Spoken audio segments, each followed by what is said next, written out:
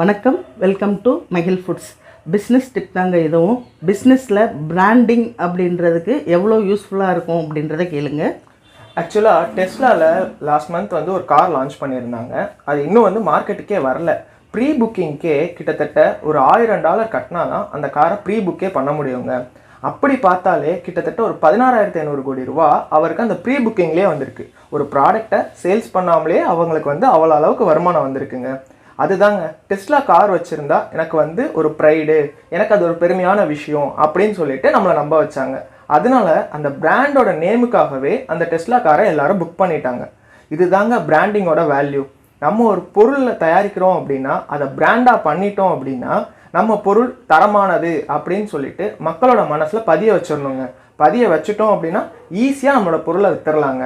பின்னாடி நம்ம பேரையெல்லாம் சொல்ல மாட்டாங்க, நம்ம பிராண்ட் நேமை சொல்லும்போது அது நம்மளுக்கு ஒரு சந்தோஷமாக இருக்கும்.